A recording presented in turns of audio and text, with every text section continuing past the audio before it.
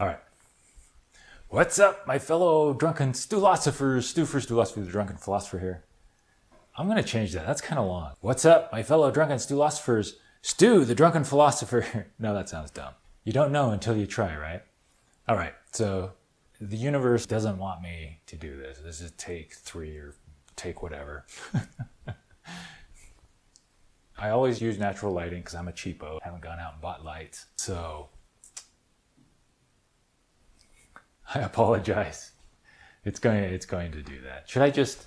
The problem with using one smartphone instead of a real camera.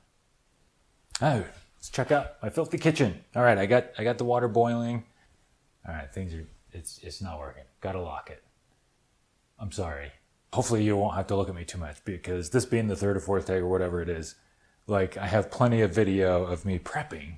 What I don't have video of, at least presentable video of, is me talking about the philosophy of change, which turns out is really difficult to talk about when you're high anyway. And so I've changed the subject to the word of wisdom, which in Mormonism is their guide for healthy living. And the coffee that I use. And so I have used, oh God, get it over here, man. Hang tight, guys. I'm bringing it over. One of my rules is that I brew my coffee, then I get high, but didn't happen this time. And so that water's gonna be boiling before I get to say anything here. This is my normal coffee. It's all right. I'm looking for something better. Better usually means more expensive, but that's already at the limit of what I'm willing to budget for on a regular basis. And so I've tried some like cheap stuff. I've tried this Guatemala Huehue Tenango. And it's not bad, it's good. And have not tried yet, but some Costa Rican Cumbres del Poas. There you go, my Spanish is terrible. But even though those are cheap, they are not my favorite. My favorite cost right around $50 per pound. The sun's coming out, and this is it right here. Koa coffees. I got private reserve this time because I just wanted to try it out. Like maybe once a year we'll splurge on some Koa coffee. Normally get estate. I decided to try private. I like the estate better, but the private is now my second favorite. All right, the water's boiling, so I've kind of poured it out and just waiting for it to cool to the right temperature. So, what about the word of wisdom, Stu? Well, first of all, it bans the drinking of coffee. Here I am in violation of it. I've been drinking coffee on and off since I was 5 years old because for me, it's just normal to drink coffee. I never felt guilt or shame other than being told that drinking coffee makes Jesus upset. Also, I can't get into the temple and thus not into heaven if I drink coffee. And so I would try really hard to not drink it. Having one of these in the morning brings on a very different day for me than not having one in the morning. Get this in here, get it going. Then we can start talking about the word of wisdom. All right, here we go. So yeah, if you guys want to try out any of the fresh roasted coffee off of Amazon, I got the links down below. I make money off of those.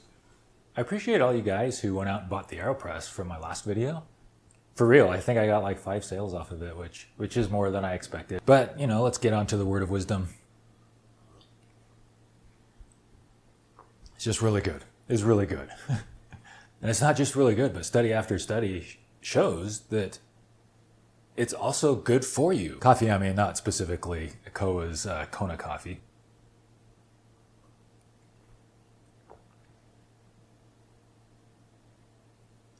I mean, it is the best tasting coffee I've ever tasted in my life, so maybe there's that. Subjective. And the fact that it's so good for you, yet God wants us to have nothing to do with it, I find kind of interesting. A little bit more interesting to that is the word of wisdom also bans you from drinking tea. But I found, as I grew up and kind of went out into the world, that lots of Mormons drink tea. Why? Well, because some kinds of tea are healthy, and so those kinds of tea are okay to drink. What are the healthy teas? Depends on who you ask. But one thing is sure, the Spirit has told each one of them individually that it's okay to drink these particular teas. And when the prophet came out and reminded everyone that there's a lot of people out there thinking it's okay to drink these fancy coffees and these fancy teas, but let me assure you, God is not at all pleased when you drink coffee or tea, even if it has a fancy name. I saw a tweet, somebody condemning the, I agree with, perverted, gross use of the word of wisdom to, I guess, body shame or say that that's the reason why, in order to appear righteous and non-judgmental, that the reason why they turn down a particular body type is because that body type indicates to them that they aren't obeying the word of wisdom. I lived in St. George for a few years. I know I have friends and family who ran in the St. George Marathon multiple times. And so I have watched literally thousands of people cross the finish line of the St. George Marathon. Thousands of them being people from Utah, because they announce as they cross the finish line the person's name and where they're from. Lots of Utahns running it.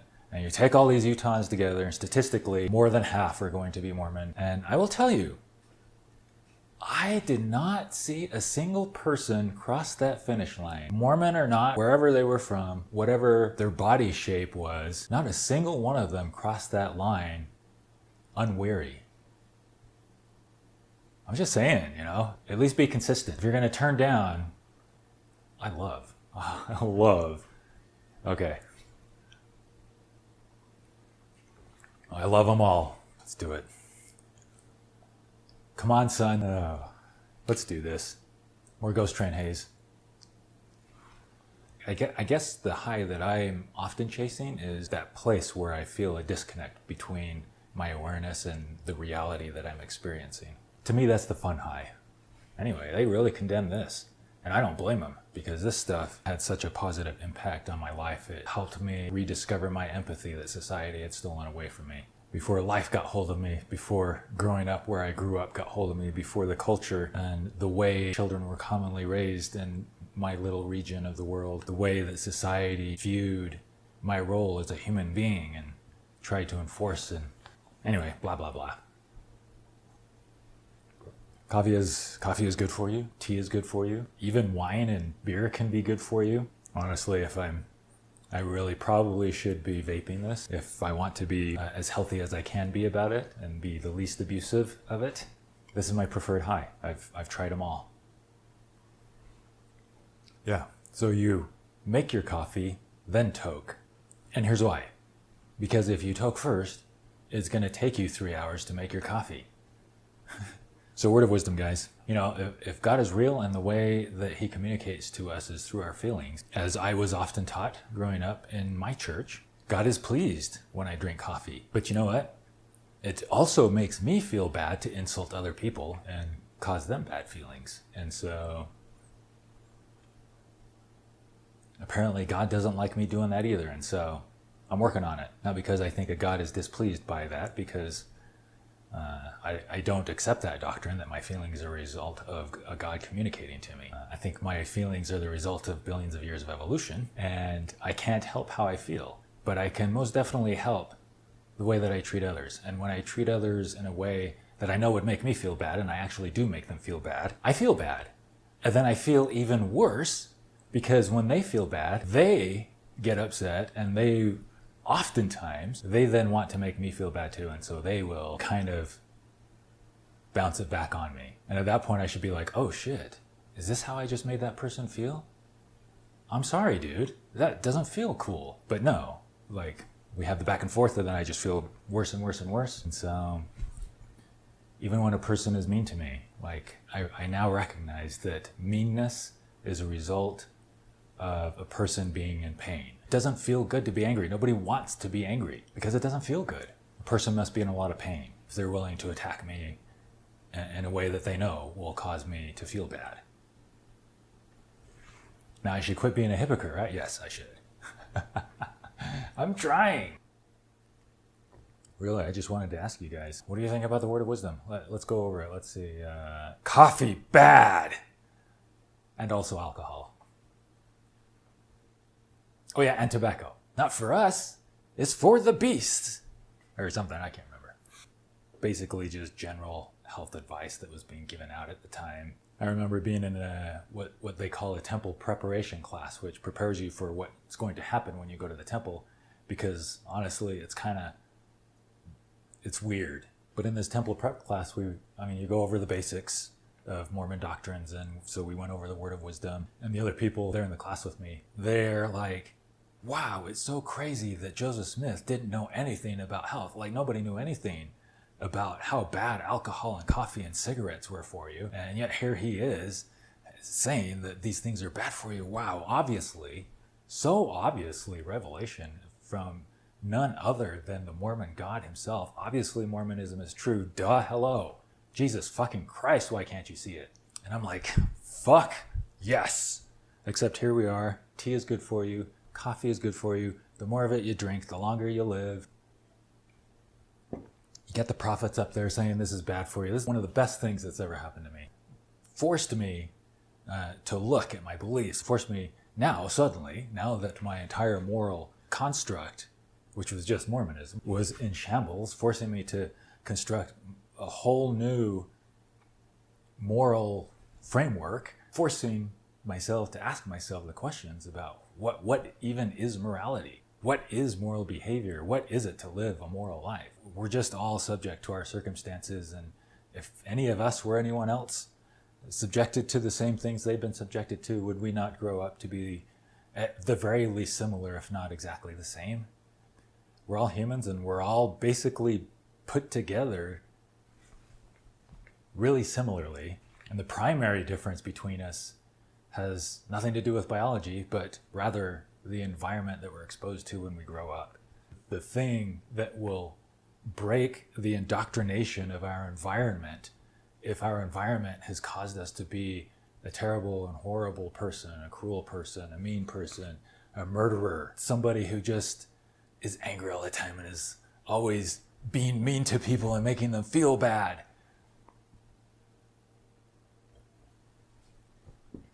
The thing that's going to break that is love, unconditional, unjudgmental, because how can we judge a person for being the only thing they can be? It sounds like society made them kind of speech, and society has a lot to do with that.